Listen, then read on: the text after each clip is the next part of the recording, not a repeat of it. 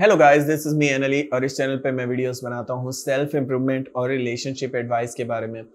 और आज की मेरी वीडियो का टॉपिक है what if they doesn't miss मी। अगर उन्होंने मुझे मिस नहीं किया तो क्या होगा।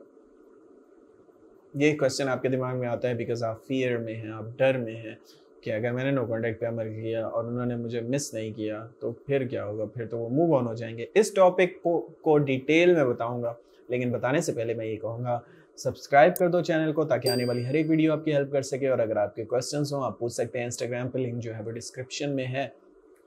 सो अगर उन्होंने आपको मिस नहीं किया तो क्या होगा, मैं बताता हूँ क्या होगा। फर्स्ट ऑफ ऑल अपनी स्टेट ऑफ माइंड को समझना जरूरी है। इस टाइम आपका जो स्टेट ऑफ माइंड है वो बहुत ही इमोशनली वीक सिचुएशन में है। आप ऐसी सिचुएशन में हैं जहाँ से आप खुद को एक वीक समझ रहे हैं, वीक इंसान की नज़र से देख रहे हैं खुद को। आपकी एक्स या आपका एक्स भी आपको इसी नज़र से देख रहा है और मैं भी आपको इसी नज़र से देख रहा हूँ। तो इट मीन्स हर कोई आपको इसी नज़र से देख रहा है क्योंकि आप खुद को इस नज़र से देख रहे हैं। ठीक है। सो सबसे पहले तो अपने आप को ये बोलें कि उनके जाने से आपकी लाइफ कोई ख़त्म नहीं होने वाली। ठीक है। पता नहीं क्यों लोगों को ये नहीं समझ आती। मैं बस यही बताता रहता हूँ कि एक टाइम ऐसा आएगा जब आपको शायद हंसी आएगी। मोस्टली ऐसा होता है 3-4 साल बाद जब आप मुड़ के अपने उस ब्रेकअप को याद करते हो कि मैं कितना सैड था, बच्चों की तरह रोता था, तो आपको हंसी आती है कि यार कितना मैं बेवकूफ़ था, एक ऐसे इंसान के पीछे रो रहा था जो कि कोई इतना खास नहीं है। जस्ट बिकॉज आप इमोशंस में हैं तो आपको वो इंसान सेलिब्रिटी इस टाइम फील हो रहा है। लव एक एडिक्शन की तरह हमारे दिमाग पे असर करता है, बार बार ये साइंस कहती है। ये ऐसे ही है जैसे एक ड्रग एडिक्ट को उसके उससे ड्रग्स छीन ली जाए तो उसको दिल करता है कि दोबारा ड्रग्स चाहिए चाहिए चाहिए, क्योंकि उसके ऊपर असर करते हैं हार्मोन्स। तो इसलिए आपके ऊपर लव के हार्मोन्स असर कर रहे हैं, इमोशंस के हार्मोन्स असर कर रहे हैं। आपको बस वो चाहिए। आपको लगता है कि अगर वो वापस आ गए तो मैं खुश हो जाऊंगा, जो कि नहीं।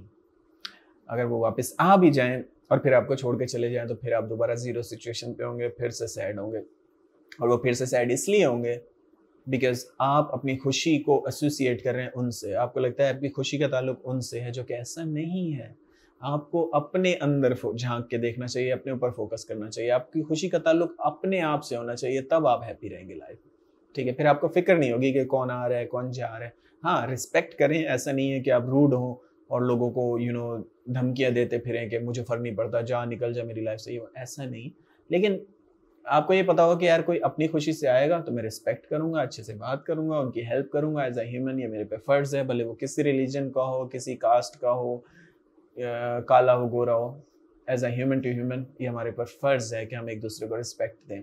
लेकिन अगर वो जाएंगे अपनी मर्जी से, बिना विदाउट आपकी कोई अगर आपका कोई कसूर नहीं था और फिर भी वो आपको छोड़ के जा रहे हैं, तो इट मीन्स फिर आपको स्टैंड लेना चाहिए और फिर आपको खुद से ये कहना चाहिए कि नेक्स्ट टाइम मैं ये चीज़ बर्दाश्त नहीं करूँगा। क्योंकि जो एक बार छोड़ के जा सकता है वो बार बार छोड़ के जा सकता है। तो इस चीज़ को समझें। दूसरा ही बताऊंगा कि उनका डिसीजन सिर्फ तब चेंज होगा जब आप चेंज होंगे। ठीक है। जब आप बेटर होंगे, जब आप कुछ बन जाएंगे, जब उनको ये रियलाइज होगा कि वो आपसे बेटर नहीं ढूंढ सकते, तो तभी वो वापस आएंगे। ठीक है। और ये बेटर सबसे अच्छा तरीका है रियलाइज करवाने का, जब आप उन्हें स्पेस देते हैं। एक तो स्पेस देते हैं, वो आपको मिस करते हैं क्योंकि आप अवेलेबल नहीं होते। सेकंड, वो आपको आपकी प्रोग्रेस भी देख रहे होते हैं। इसलिए मैं कहता हूँ प्रोग्रेस दिखाना बहुत लाजमी है। जब वो आपकी प्रोग्रेस देख रहे होते हैं, फॉर एग्जांपल वो फेसबुक पे देख रही है या देख रहा है कि आप न्यू जॉब हासिल कर ली, या आप जिम जा रहे हैं, या आप वर्क कर रहे हैं, या आप एकदम चेंज हो गए। पहले ये बोल भी नहीं पाता था और आजकल फर इंग्लिश बोल रहा है, वीडियोस बना रहा है, ये वो कुछ भी हो सकता है। Life is limitless. किसी एक सेट, और हमेशा खुद को अपने दिमाग को ये बताएं कि दुनिया जितना, मेरा दिमाग जितनी पॉसिबिलिटी सोच रहा है ना, इससे दुनिया बड़ी है। क्योंकि हम लिमिटेड रिसोर्सेज पर रख के चीज़ों को सोचते हैं, अपने लिमिटेड एक्सपीरियंस के ऊपर। के फॉर एग्जांपल आपको ये 3-4 तरह की जॉब्स का पता है, तो आपको लगता है अगर यही 3-4 तरह के काम अगर मैं नहीं कर पाया तो मैं गरीब रह जाऊंगा। नहीं, ऐसा नहीं है। दुनिया इतनी बड़ी है, इतनी अजीब अजीब तरह के बिजनेसेस हैं, इतने अजीब अजीब तरह की अपॉर्चुनिटीज़ पड़ी हैं, इतने अजीब अजीब डिफरेंट तरह के लोग पड़े हैं इस दुनिया में। हैरानी होती है।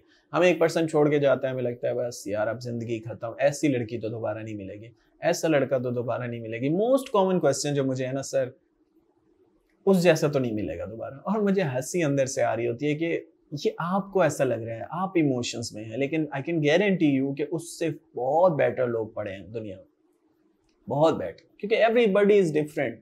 सही है, उसमें शायद एक अच्छी आदत होगी, कुछ ऐसे भी इंसान पढ़े होंगे आप ही के कॉलेज में, आप ही की यूनिवर्सिटी में, आप ही के जहाँ आप जॉब करते हैं या करती हैं, वहाँ पे ऐसे लड़के भी ऐसे लड़कियां भी होंगी जो जिनमें हज़ारों क्वालिटीज़ होंगी, लेकिन और वो आपको रिस्पेक्ट भी देते होंगे, मे बी वो आपसे बात भी करते होंगे, लेकिन आपका फोकस अभी भी उसी पुराने इंसान पे और आप मूव ऑन नहीं कर पा रहे और आप डिप्रेशन में हैं। तो इसलिए मैं कहूँगा कि फोकस अपने ऊपर रखिए, अपनी प्रोग्रेस के ऊपर रखें। फोकस आपका जहां भी होगा, जहीं बोल रहा हूँ, गलत बोल रहा हूँ, फोकस आपका जहां भी होगा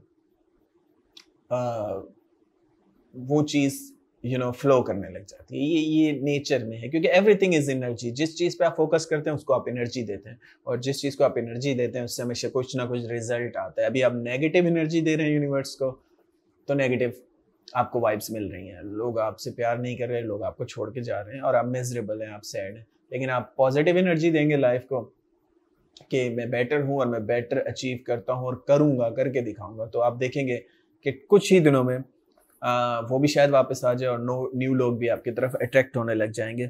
so energy is everything. Focus on the right place, सही जगह पे फोकस करें। ज़्यादातर लोगों को ये, स्पेशली बॉयज़ को ये समझ नहीं आती, क्योंकि उनको ये लगता है कि जितना मैं ज़्यादा इन्वेस्ट करूँगा रिलेशनशिप में उतना रिलेशनशिप बेटर होगा। ऐसा नहीं, ठीक है, क्योंकि दूसरे लाइफ के हिस्सों में भी आप अगर 30 मिनट्स एक्सरसाइज करते हैं और उसके बाद आपने सोचा कि मैं आइंदा से 2 घंटे एक्सरसाइज करूंगा, तो ऑफ कोर्स आपकी बॉडी अच्छी बनेगी और ज़्यादा आपके मसल्स बनेंगे। ये फैक्ट है। या अगर आप जॉब पे ज़्यादा टाइम देंगे, अपने बिजनेस पे ज़्यादा टाइम देंगे, तो ऑफ कोर्स आप ज़्यादा पैसे कमाएंगे। ये रियलिटी है, ये ऑफ कोर्स रियलिटी। लेकिन रिलेशनशिप में ये बिल्कुल ऑपोजिट है। इसलिए लोगों को ये रिलेशनशिप समझ नहीं आते। बड़े बड़े फाइनेंस के गुरुज को, बड़े बड़े सक्सेसफुल पीपल्स को ना रिलेशनशिप समझ नहीं आते। उनकी जो पर्सनल लाइफ होती है, रिलेशनशिप्स होते हैं, उसमें वो हमेशा स्ट्रगल करते हैं। क्यों?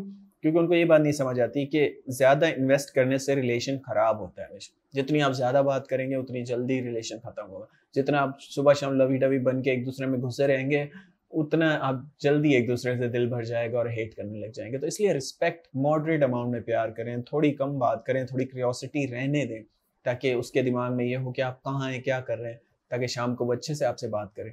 लेकिन आप 8-8 घंटे कॉल्स पे बात करते हैं तो फिर वो ऑफ कोर्स जल्दी खत्म हो जाएगा। So that's it for today. आज के लिए इतना ही। Love you all, take care a lot, have a good day.